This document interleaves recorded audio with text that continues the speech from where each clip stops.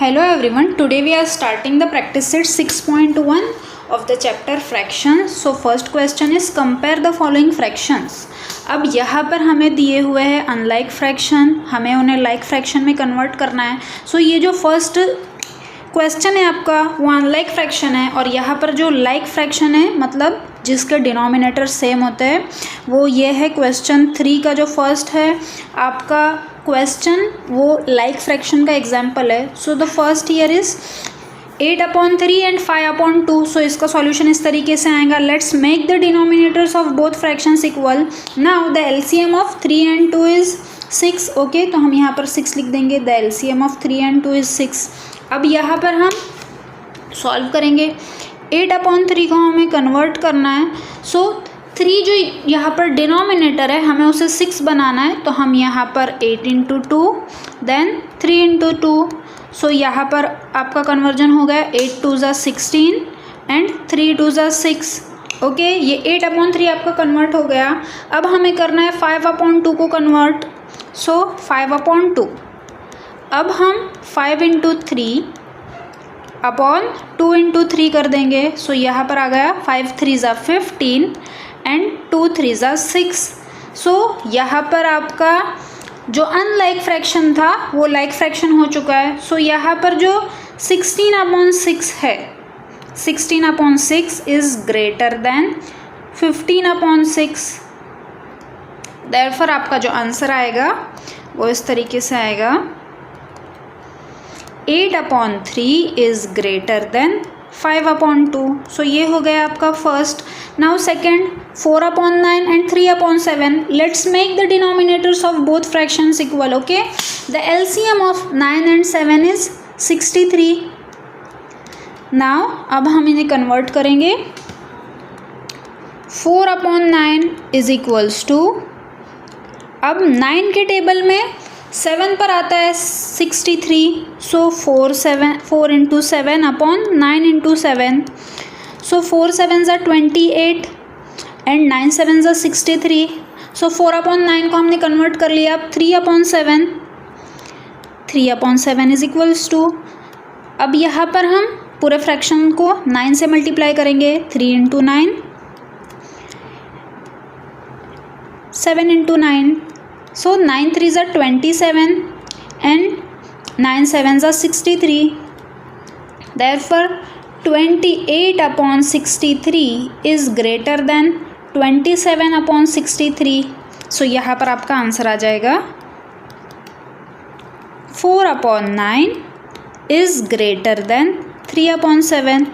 सो ये हो गया आपका सेकेंड. अब है आपका third 7/10 and 9/14. Let's make the denominators of both fractions equal. Then the LCM of 10 and 14 is 70. Okay. So अब यहाँ पर हम कन्वर्जन करेंगे. 7/10 is equals to, अब 10 7 = 70 होता है. सो यहाँ पर 7 × 7 अपॉन 10 × 7. Then 7 7 = 49 and 10 7 = 70. अब 9/14 को हमें बनाना है. 9/14 इज इक्वल टू, अब 14 5 = 70 होता है तो हम पूरे फ्रैक्शन को 5 से मल्टीप्लाई करेंगे. 9 × 5 upon 14 × 5. So 9 5 = 45 and 14 5 = 70.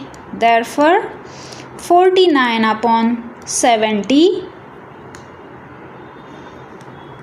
Is greater than 45/70.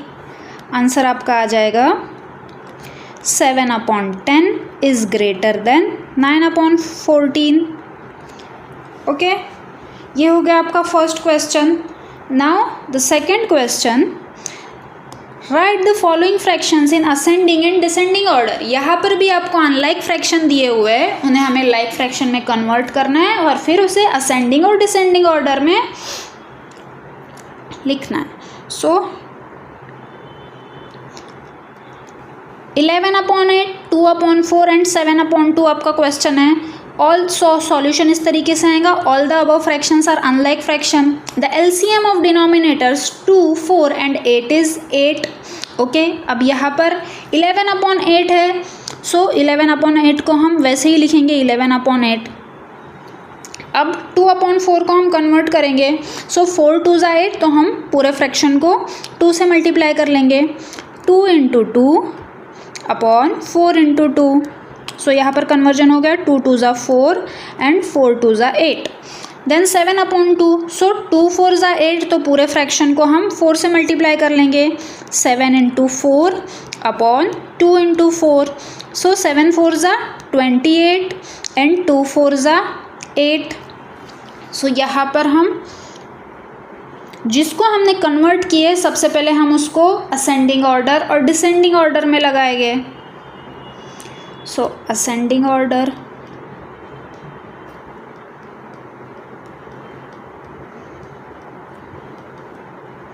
Four upon 8, then 11/8, then 28/8, then descending order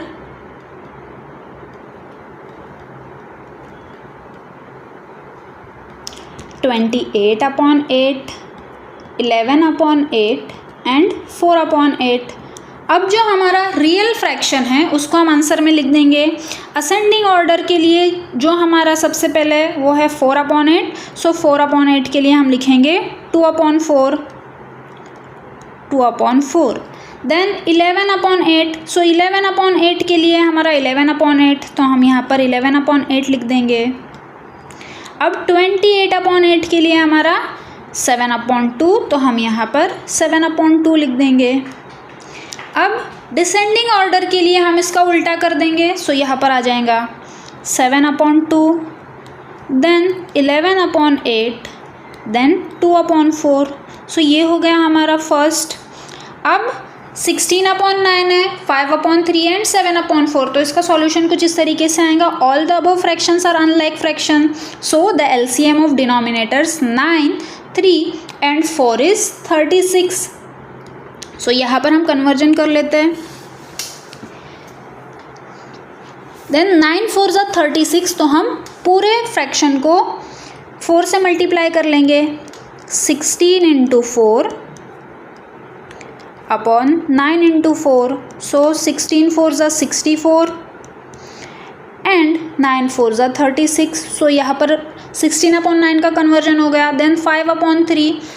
सो 12 3 ज़ा 36, तो हम पूरे फ्रैक्शन को 12 से मल्टीप्लाई कर लेंगे। 5 × 12 अपॉन 3 × 12। सो 12 5 ज़ा 60 एंड 12 3 ज़ा 36। देन 7/4। सो 4 9 ज़ा 36, तो हम पूरे फ्रैक्शन को 9 से मल्टीप्लाई कर लेंगे। 7 × 9 अपॉन 4 × 9। सो 7 9 ज़ा 63 एंड 4 9 ज़ा 36। तो यहाँ पर पहले हम जिसको हमने कन्वर्ट किया उसको असेंडिंग ऑर्डर में लिखेंगे और डिसेंडिंग ऑर्डर में लिख लेंगे। Ascending order. सो यहाँ पर जो हमारा स्मॉल है वो 60/36 है। सो यहाँ पर हम सबसे पहले वो लिख लेंगे 60/36, देन 63/36, देन 64/36। अब डिसेंडिंग ऑर्डर के लिए हम इसका उल्टा कर देंगे।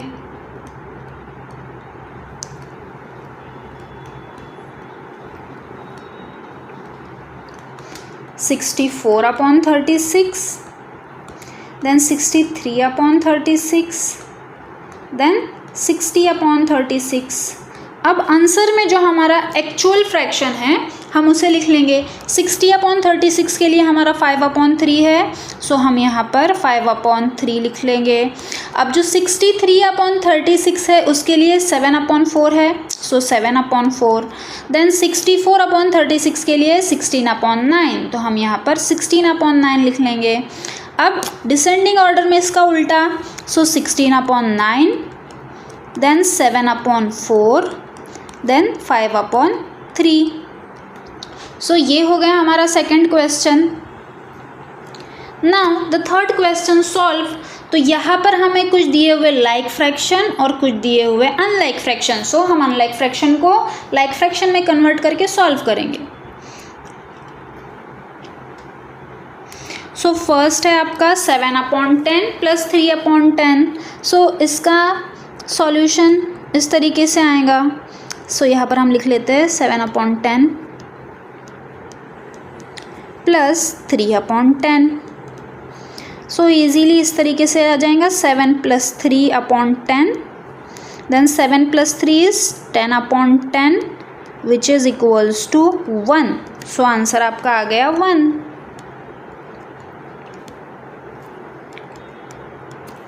Then 3/4 plus 2/6. So the LCM of 4 and 6 is 12.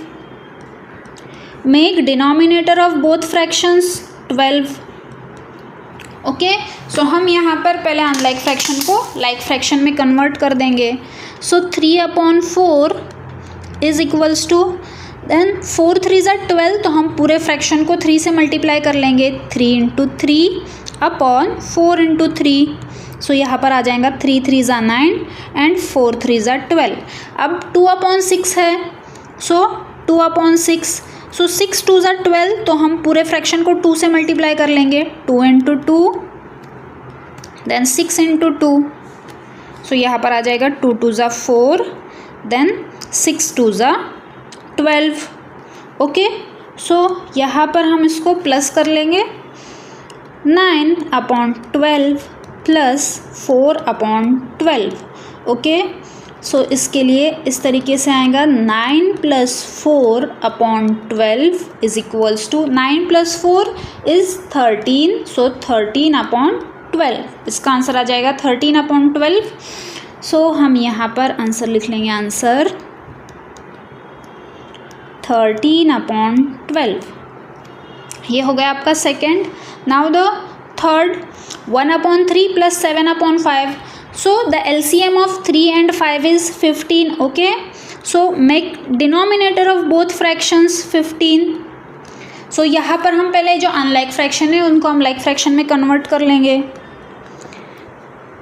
1/3 को जब हम कन्वर्ट करेंगे, सो 3 5 = 15, तो हम पूरे फ्रैक्शन को 5 से मल्टीप्लाई कर लेंगे। 1 × 5 एंड 3 × 5, सो यहाँ पर हो गया 5 1 = 5, 5 3 = 15। अब 7/5 को हमें कन्वर्ट करना है। 7/5 इज इक्वल टू, सो 5 3 = 15, तो हम पूरे फ्रैक्शन को 3 से मल्टीप्लाई कर लेंगे। 7 × 3/5 × 3, सो 7 3 = 21/5 3 = 15। ओके, सो यहाँ पर हम प्लस कर लेते हैं। 5/15 प्लस 21/15, सो 5 + 21/15, तो यहाँ पर आपका आंसर आ जाएगा 26/15।